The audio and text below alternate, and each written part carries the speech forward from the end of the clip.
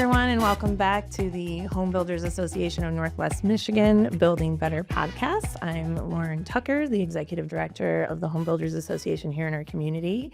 Welcome to episode number 3. Today, we welcome Sally Erickson. However, whenever I bring up your name, I like to call you the incredible Sally Erickson. Sally is the brand ambassador at Pella by Horne Windows Doors. Thanks for being here with us today. Well, thank you for having me. Yeah. We're excited to be here. I am so excited to share your story with our members and our community and your passion for our industry and the HBA, of course. We met a little over a year ago, officially for the first time, at a very, very tense meeting out on Peninsula Township, didn't we? We did.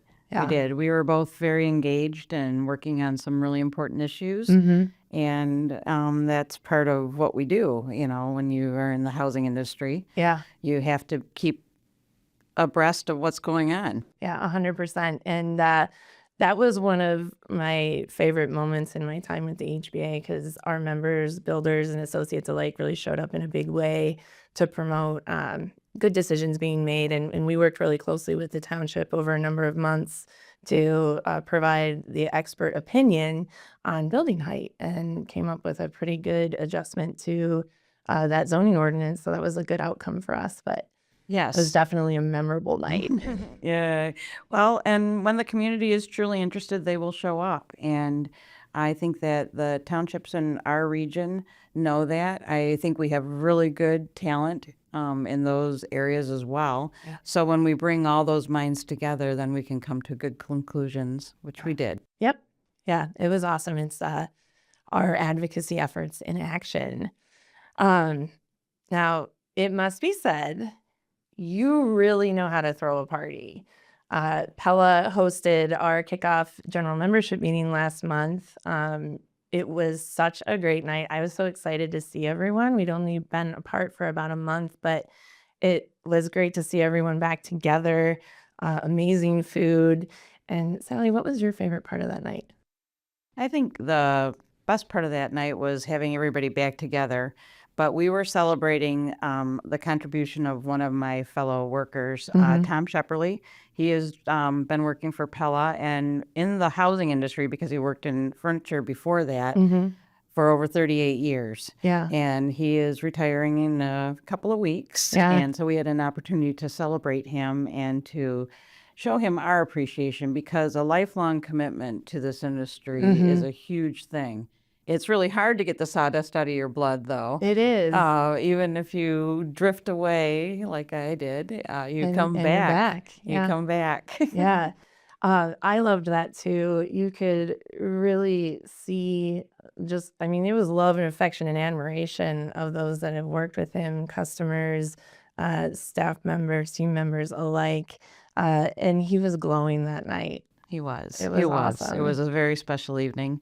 We were thrilled to have John and TJ Estabrook. John and TJ is his nephew. They are the owners of Pella by Horne. Yeah. So they came up as well as a few of our salespeople from downstate as well. So we're kind of on a month-long celebration of Tom. Yeah, that's amazing. Yeah. And another thing I loved is this was the perfect epitome of a GMM. We had the education, we had some really important legislative updates, and the celebration, which is really important. We have a lot of fun with the important work we do. But I thought that the demonstrations that were done by your team were really valuable. And I didn't know some of the aspects of those new products with the study set windows, the safety component of reducing that time on the ladder. That was huge. Yes. Well, I think that the biggest thing that we all have to recognize is that homes are still going to all be built by humans. And anything that we can do to improve a product for the end use, but also for the installation use during construction is going to be an improvement. And this is a state-of-the-art installation system. It was introduced at the International Builder Show last year. Yep, and I saw it there, and it was something that really stuck with me. they were doing the time trials out in the courtyard, and we sat and watched it for a while, like with a flip chart, and guys were installing these windows, taping them off in less than a minute.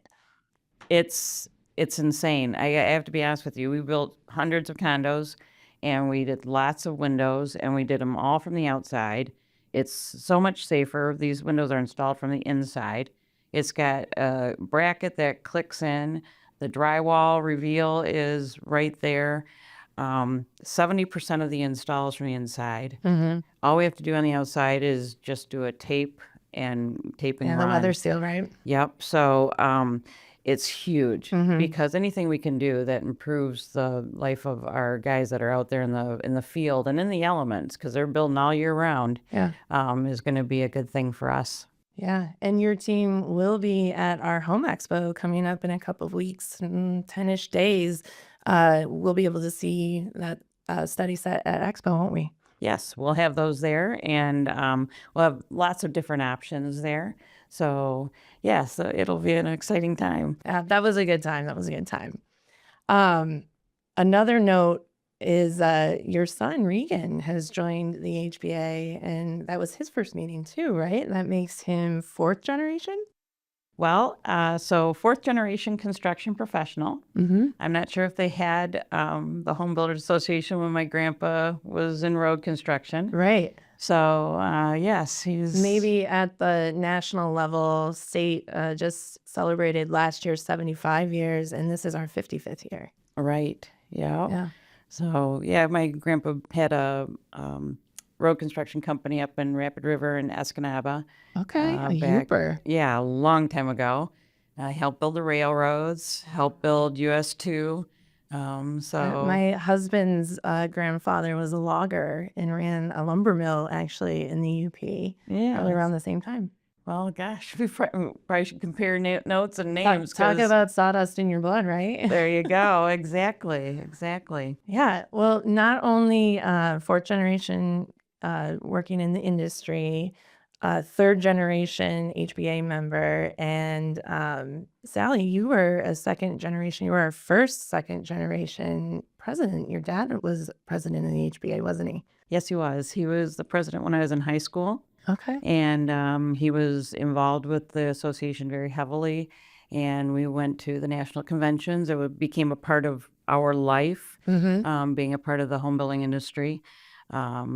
Did floats, did all kinds of cool things with the Cherry Festival. Yeah.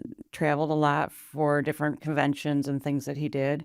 They did the Home in the Day. Yes. So it was absolutely impressionable on my life and changed me, I think, for the good. Yeah. Because those are the people that I grew up with, hardworking, real, honest, true people. Yeah. That really describes our industry right there.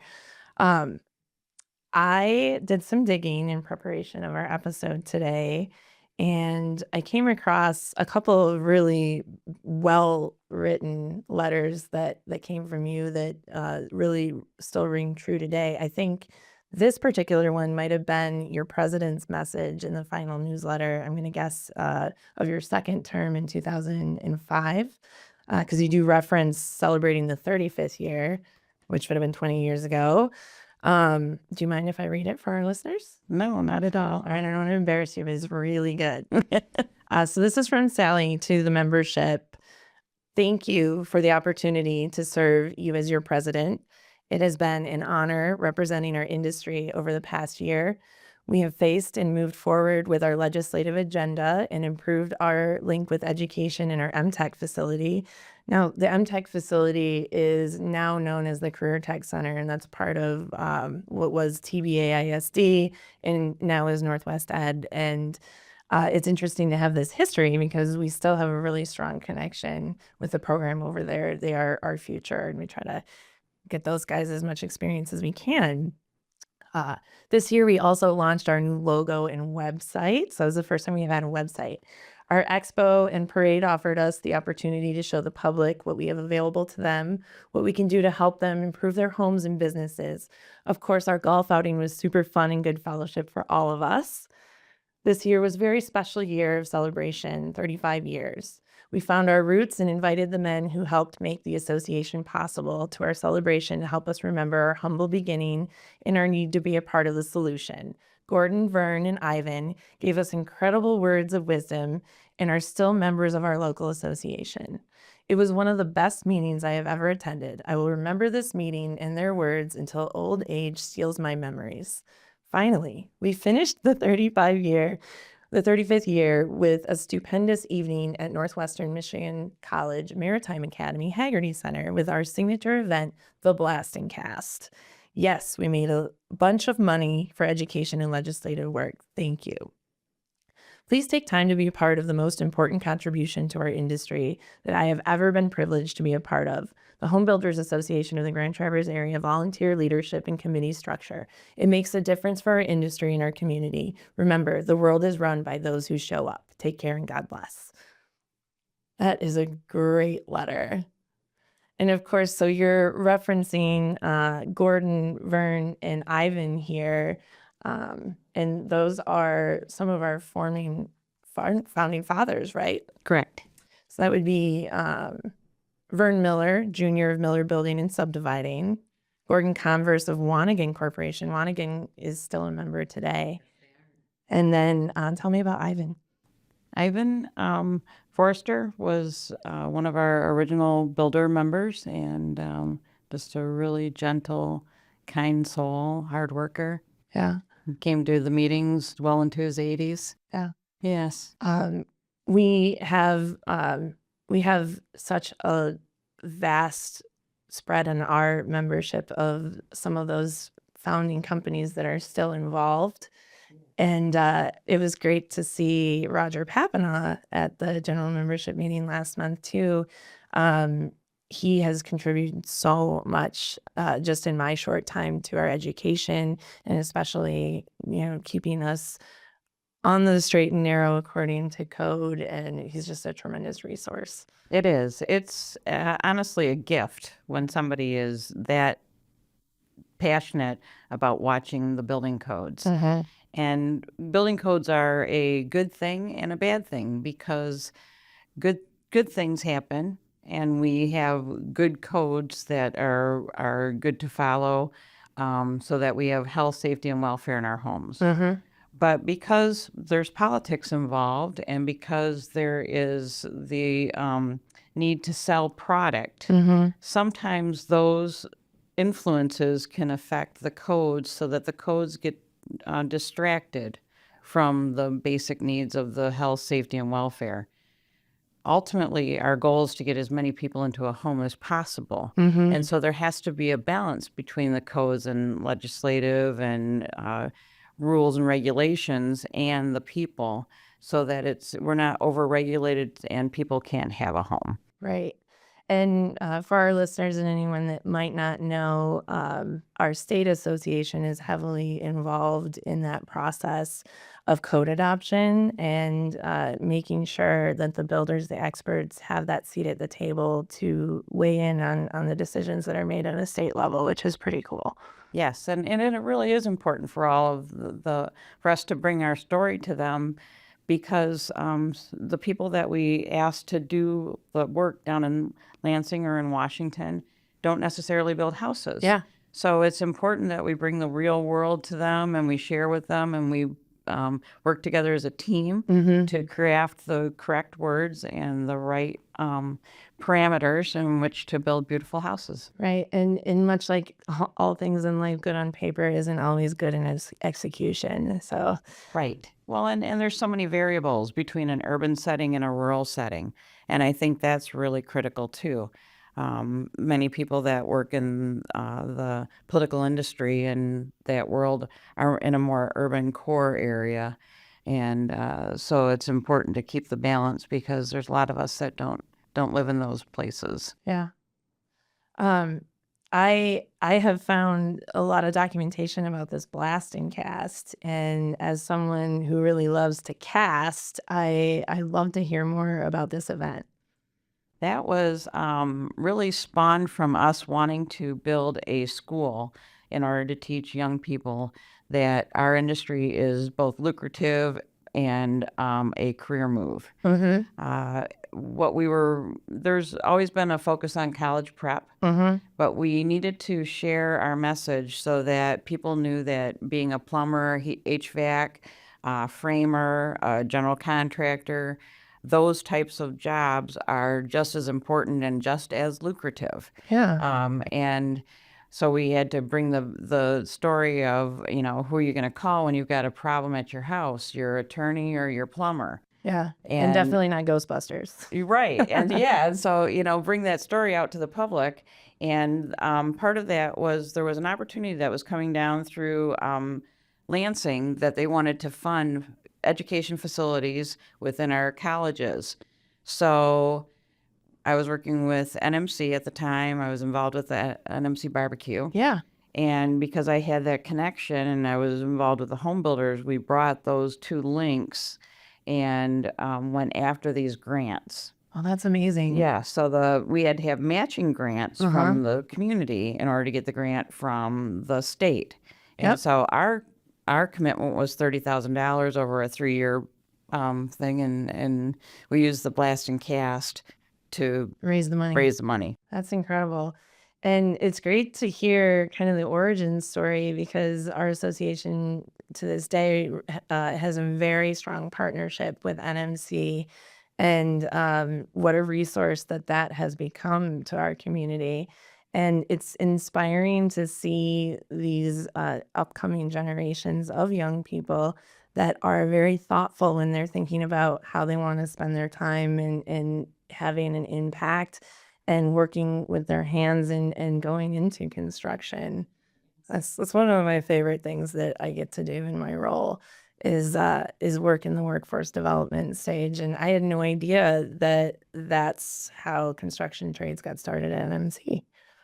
It is. And Steve Morris was a big factor in that. There was a group of about 30 to 40 volunteers. The name Blast and Cast is from Hank Ramsby from Travers Homes. He's like, well, we go on this trip. It's called the Blast and Cast. I'm like, oh, that's the name. What a name. Yeah.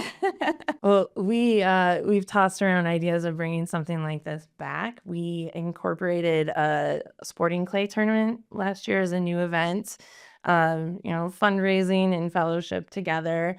And we thought it'd be really cool because where we do this at Thundering Aspens and Mesick, they also are really engaged with fishing. And one of our top sponsors was Rip and Drag Charters, who's also a member through a different company. But we had a live fresh fish fry on site. But how cool would it be to fish in the morning and shoot in the afternoon or something like that?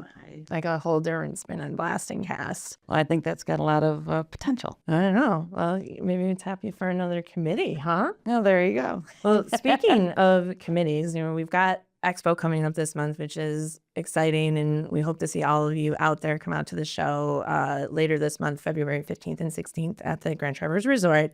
But we're also in the big time planning stages and execution of our Parade of Homes. Yes. And huge. This has been in our community for a long, long time. We're almost to 40 years. We did miss a couple of seasons when we were all shut down for the pandemic. But Sally, I know this is an event that's really near and dear to your heart. It is. I think that the Parade of Homes is one of our best venues for truly showcasing what opportunities and different types of products are coming out in the market. From the zip systems that they use for the exteriors to new plumbing fixtures, new technologies, the luxury of walking through somebody's soon-to-be home is a pretty neat privilege. You get to see how different people live and how they decorate. And I always look at it as a place where you can kind of cherry pick the things that you like.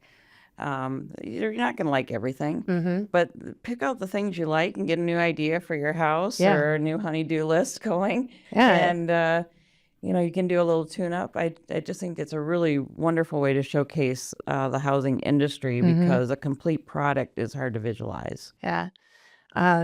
Now, the parade has changed a ton over the course of its history, and so has Traverse City and the type of building that we're doing. When it first started, we were seeing a lot of land development and subdivisions. Traverse City was young and growing.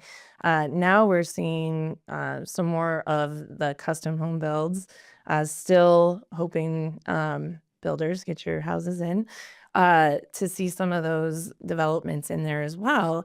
But to your point, like this is an opportunity to see the latest design trends, the innovation in the building products. Energy efficiency is huge. The way we receive and generate energy as well. There's a lot of things that are changing and opportunities that are available there. But so you have had many homes in the parade, correct? Yes. And tell us a little bit about what that experience is like as a builder in the parade. Well, my father and my mom were really hard workers, Mm-hmm. and they were builders and developers. So we did do subdivision development, and so we were building about 10 to 12, maybe 15 units a year for years, for decades. Yeah. So we were able to go to the National Home Builders Show. We would definitely go through all the classroom work. We would shop the floor. We'd look for the latest and greatest. Always looking, we were drawn very much to Kohler as one of our primary design drivers. We also were really watching what was going on with floor coverings and walls and systems. I mean, we were trying to stay ahead of the new latest and greatest ways to build. Yeah. As far as construction and insulation. But what it did for us is that we planned on being in the parade every year. We were in the very first one, and then that was a target for us. And often we would have two houses. Our houses were condos, so because we were a production builder, and we could plan that out. And sometimes they were sold ahead of time, or we sold a couple of them on the parade. Right. So it was a really big thing for us. We worked in conjunction with Ethan Allen at the time. Oh my gosh, I remember Ethan Yeah, Allen. they're not here anymore, but with some incredibly talented decorators. And it was a big investment, but we felt that it paid off years and years and years down the road. I would have people that would come in 6 years later and they'd say, "Oh, I saw you on the parade," and I, we just were waiting to retire and get up to Traverse City, because we did have a lot of folks that moved to Traverse City and moved into our homes. Yeah, and we're still experiencing that today. I mean, Traverse City is a pretty special place to live. So my parents were serial dreamers, I'll say, about building, and finally did it right after I graduated high school. Lived through the building of their house, but there's a pretty big age discrepancy between me and my siblings, so I was always the tag along with my folks, and I have really, really fond memories of the Home Expo, but more importantly, the Parade of Homes. Like I got to go along. I remember being in Rick Meyer's homes. I grew up with his boys. And I'm sure I was in your homes as well. But like that's kind of, I probably attribute a little bit of my passion for what we do at the Home Builders Association in the industry to that influence from my folks. Like they went to all of the home builders events religiously, and I always thought it was so fun because you can feel and touch things and play with things. I remember going along to the paint spot that used to be over on Garfield, if you remember the paint spot, and like climbing all over the carpeted, like they had like that high traffic carpeting that was really popular in the 80s. You could climb all over it, and the paint samples and everything. And that's what the parade is. It's something that you can physically see and touch and feel. And then the experts are on site. The builders are there to answer your questions. And we actually witnessed what you're talking about with this like referral generation in real time. Brayton, our events coordinator, was grabbing coffee one day, and the couple in front of him was talking to their friends about their current home build. And they asked, "Well, how did you meet your builder?" They met them at the parade. They met them at the parade. That's perfect. Yeah. I mean, it's harder to get a more true testimonial, then this is my product. Yeah. What do you think? Yeah. And my response was great. And did you tackle them? Do we have names? Can we get them to go on record? Do they want to come on the podcast? That would be awesome. Yeah. So again, for anyone interested in information on the parade, it takes place in June, and we are currently in our planning phases. It's not too late to participate, and it is a big, heavy lift, but it's worth it. It is, and it's beneficial to so many because you work with the nonprofits, so there are a lot of different groups that benefit from it besides the home builders, and it's just a knowledge sharing opportunity. In its heyday, I think we had almost 30 homes in the parade. That's almost unmanageable. It lasted 2 weeks. It was awesome. It was a different time. It was awesome. It was a different time. awesome. People changed the way that they receive their information now too. So we've innovated, incorporating a lot of different ways that you can virtually enjoy the parade, and that lasts year round as well, which is something new. But I don't know if we'll ever be to 30 homes. That'd be incredible, though. I think it'd be awesome. Yeah. I actually think it could be 50. Let's do it. There we go. We're bigger and better. Yeah. Well, Sally, I see too here, this is something that you brought in, and the theme through everything I've heard from you is it's not, none of this is self-serving. This is all for the industry and promoting what an incredible resource the home building industry is. This is a great example of it. Do you want to share a little bit about what we're looking at? Right. Well, if you've been in the industry for any length of time, unfortunately, you've experienced the ups and the downs. And we've had some pretty serious downs. Yeah, there's dark days. There were very dark days. And this is an article that came out in 2011, and it was such an incredible visual of the effect of the housing industry on the economy, and mostly our local economy. Traverse City has a lot of agriculture, has a lot of things going on, but home building is a really big driver of economic force in our area. And this showed, if you're not building the house, how many different industries are affected and how many people are truly affected. Right. And I know that our listeners might not see this, but it's a domino effect essentially. And it's, if the housing industry falls, all of the different trickle down that happens and can cripple a community. Now, this holds true even in economically great times. If the home building industry is restricted, what a huge economic impact that has on a community. Right. We know that our kids do better, our families are stronger, our community is better if they have a home. And so the ultimate goal is to have people be safe and comfortable and have a home. Yeah. And when we price them out of housing by over-regulating or creating situations where we don't have land available, then we are eliminating that opportunity for those people. Yeah. Man, you make home builders sound like heroes. Well, I think they are. I think so too. Well, any last parting thoughts? Anything you want the listeners to know about the HBA or you or your experience? Well, if you're not a member yet and you're in the housing industry, please join. Yeah. It's worth it. Every penny is used in an efficient way and goes to the right places. If you are looking for somebody to do work in your home, please get our directory because these are people that are committed to doing a good job and to keeping our industry strong, humble, and safe. And if you are thinking about what you want to be when you grow up, this is a really super cool industry to be in. So many pathways and so many neat things that you can do in this industry. Yes.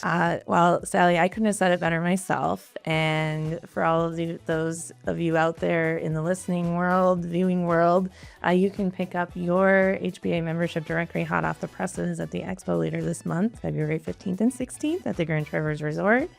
Sally, thank you so much for spending this time with me today. I had so much fun learning about your legacy, and I know we've only just scratched the surface. So thanks for being here today. No, you're welcome. All right, tune in next time. Thanks, guys.